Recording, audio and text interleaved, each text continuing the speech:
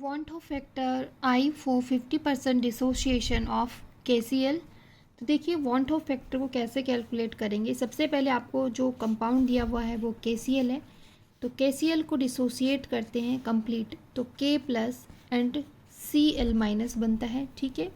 और इनिशियली जो कॉन्सेंट्रेशन है KCl की वो है, मान लीजिए C, ठीक है। उस टाइम पे ये डिसोसिएट नहीं हुए हैं, तो इसका मतलब इनकी कॉन्सेंट्रेशन उस टाइम पे क्या रहेगी, ज़ीरो रहेगी।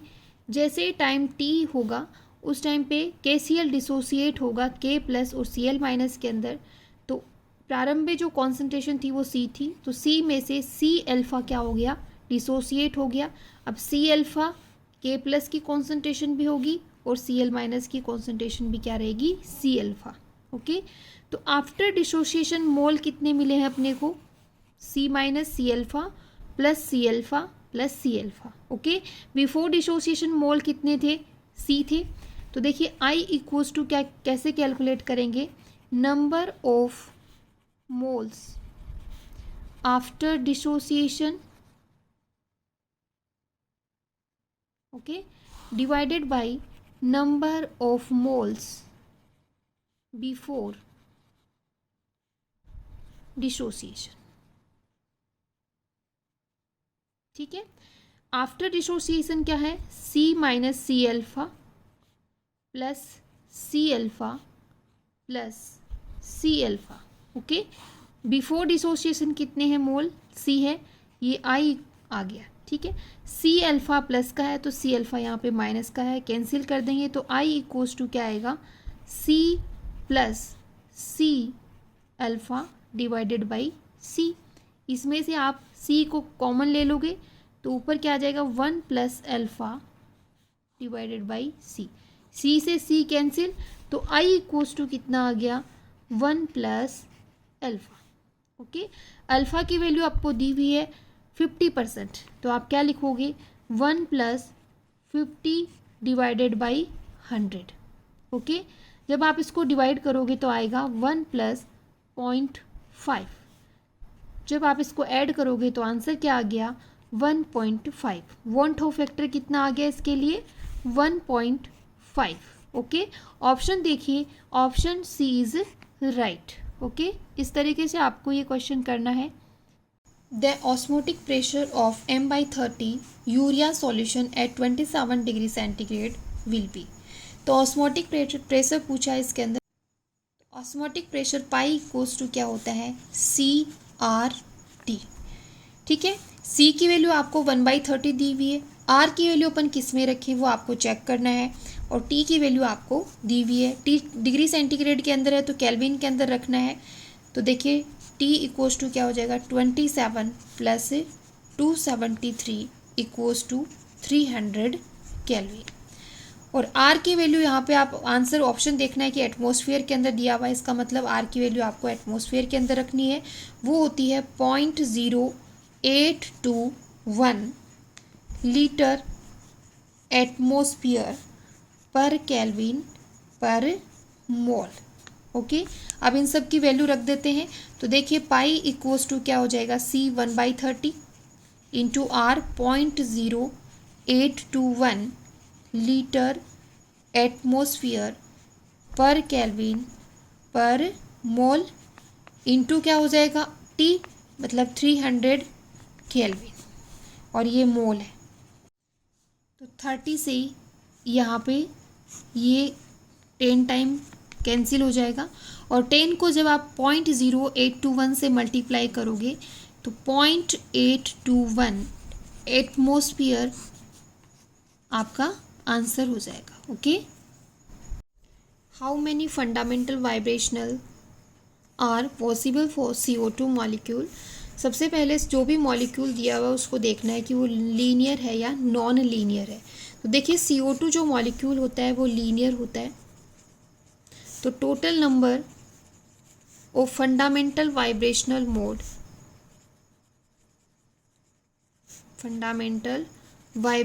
मोड इक्वल्स टू क्या होगा, 3n-5 जब मॉलिक्यूल लीनियर है, और नॉन लीनियर होगा तो 3n-6 करते, ठीक है। अब n इक्वल्स टू क्या है, यहाँ पे जो भी मॉलिक्यूल है उसके अंदर नंबर ऑफ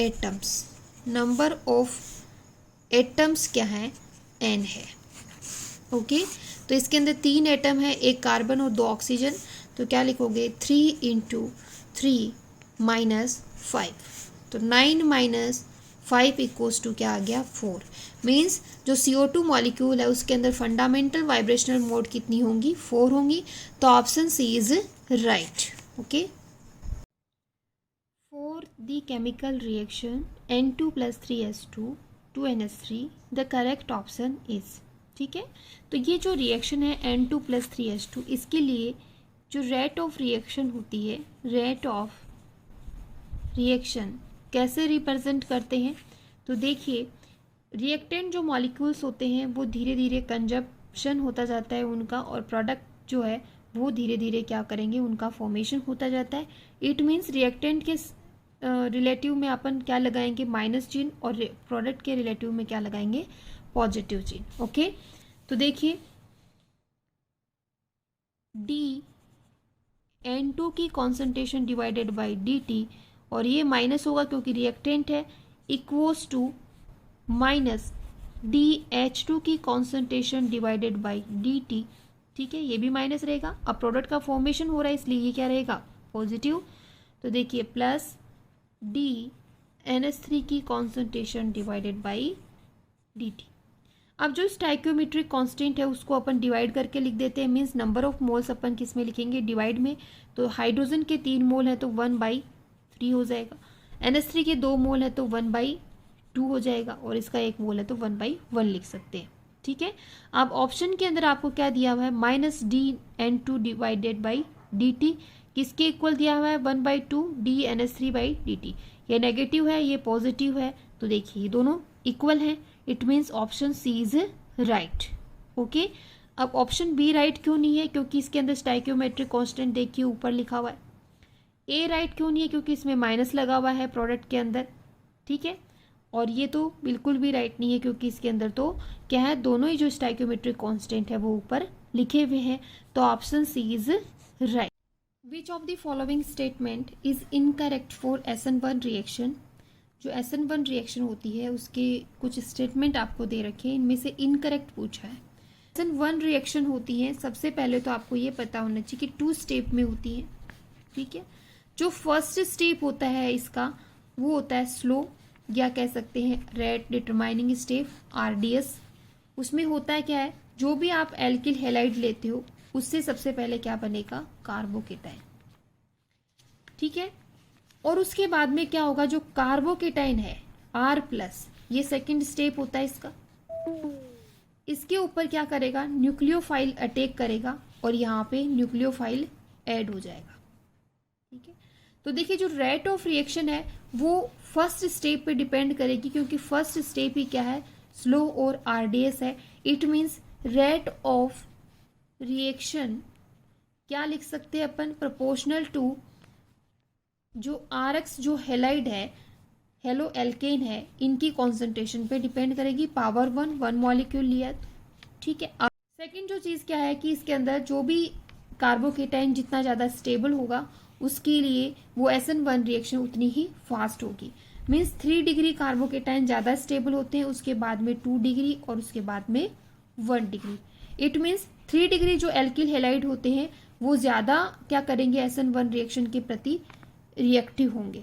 ओके, तो ऑप्शन फर्स्ट देखिए, first is slowest and reversible step. ठीक है, सही है, ये रिवर्सिबल होता है पहला step.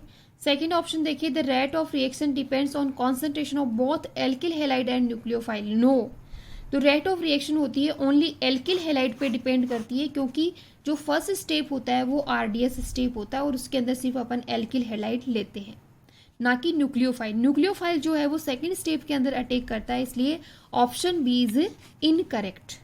Okay, 3 degree alkyl halide undergoes SN1 reaction very fast, सही है। SN1 reaction are generally carried out in polar protic solvent, ये भी क्या है, राइट है। ओके, नेक्स्ट क्वेश्चन देखिए, the reaction 2NO + Cl2 2NOCl the following mechanism has been proposed. ये जो रिएक्शन है इसकी एक मैकेनिज्म आपको दी हुई है, जिसके अंदर आपको 3 स्टेप दिए हुए हैं। NO + Cl2 रिएक्शन करके NoCl2 बनाते हैं, और ये कैसा स्टेप है? फास्ट स्टेप है। सेकेंड जो NoCl2 है प्लस NO मिलकर के 2NoCl बनाते हैं, और ये क्या है? स्लो स्टेप है। और थर्ड जो स्टेप है वो NO + Cl2 मिलकर के NoCl2। The rate for the reaction, जो आपको ऊपर जो रिएक्शन दी हुई है इसके लिए आपको रेट ऑफ द रिएक्शन आपको कैलकुलेट करनी है।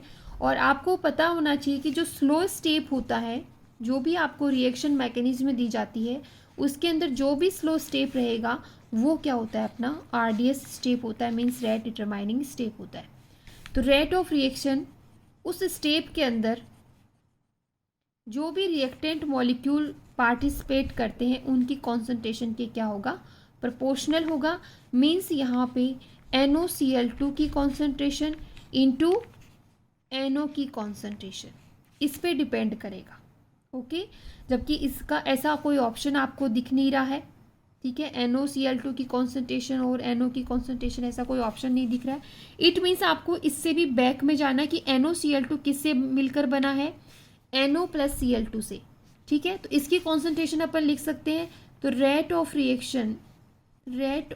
रिएक्शन इक्वल्स टू NO की कॉन्सेंट्रेशन इंटू Cl2 की कॉन्सेंट्रेशन इंटू NO की कॉन्सेंट्रेशन। ये NO की कॉन्सेंट्रेशन ऐसा कैसा लिख दिया? जो NoCl2 बना उसके रिएक्टेंट मॉलिक्यूल NO और Cl2 है, तो उनकी कॉन्सेंट्रेशन अपन ने यहाँ लिख दी। तो ओवरऑल आप इसको क्या लिख सकते हो?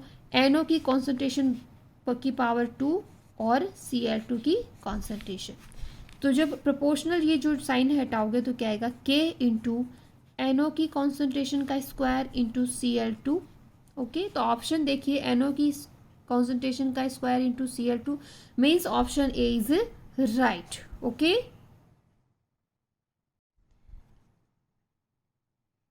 Very important question from kinetic salt effect. देखिए, for a kinetic salt effect आपको कॉलम ए दिया हुआ है और कॉलम बी दिया हुआ है। कॉलम बी के अंदर आपको एक ग्राफ दिया हुआ है और ए के अंदर आपको आयंस की रिएक्शन दी हुई है। ठीक है, तो जो काइनेटिक सॉल्ट इफेक्ट होता है ln K/K0, इसको लिखते हैं 1.02 ZA/ZB इंटू √I। तो जो ग्राफ है वो आपको ln K/K0 इंटू √I के रेस्पेक्ट में दिया हुआ है।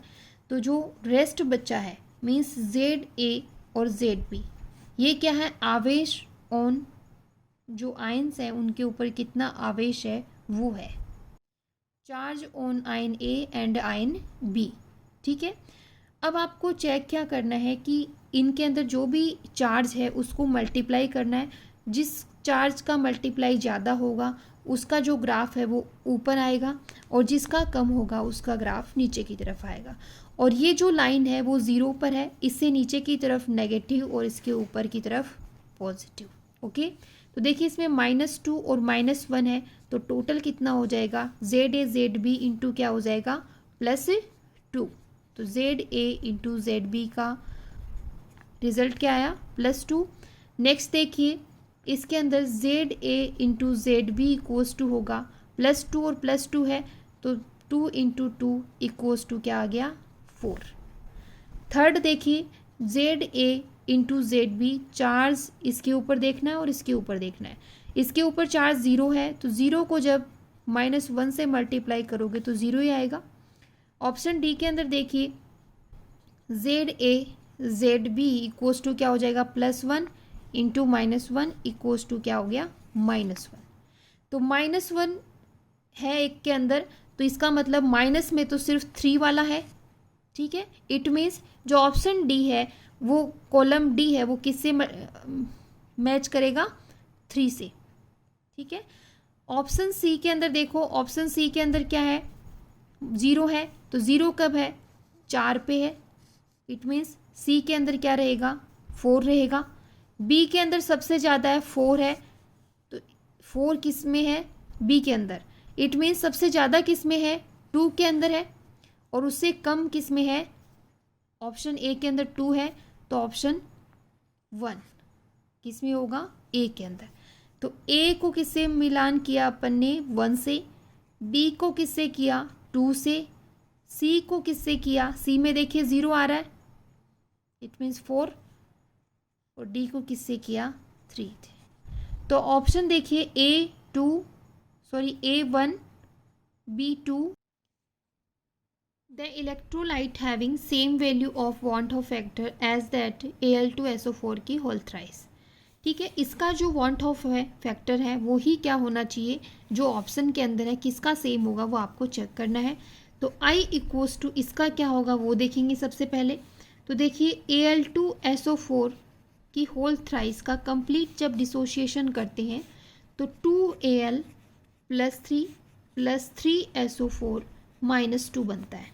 ठीक है, आफ्टर डिसोशिएशन इसमें कितने मोल हैं, 2 इसके हैं, 3 इसके मोल हैं। ठीक है, और बिफोर डिसोसिएशन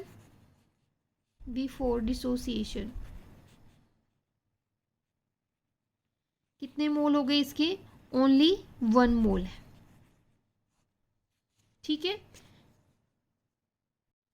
तो I इक्वल्स टू क्या आएगा 5 / 1 इक्वल्स टू 5।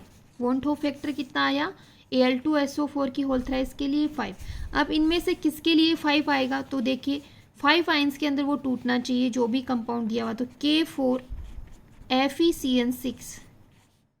ठीक है, ये कोई कॉम्प्लेक्स है। जब इसको डिसोसिएट करोगे तो 4K + FeCN की होल 6 -4 ये कंपाउंड, ये अपने को आइंस मिलेंगे। ठीक है, तो देखिए 4 और एक ये 5 हो गया, तो 5 आइंस हो गए आफ्टर डिसोसिएशन। इट मीन्स जो वॉन-हॉफ फैक्टर है Al2SO4 की होल थ्राइस की तरह कौन सा होगा, ऑप्शन डी इज राइट। जबकि ऑप्शन ए के अंदर देखिए 2K + SO4 होगा तो टोटल 3 आइंस बनेंगे, और इसमें टोटल 4 आइंस बनेंगे, और इसमें भी टोटल 4 आइंस बनेंगे। ठीक है।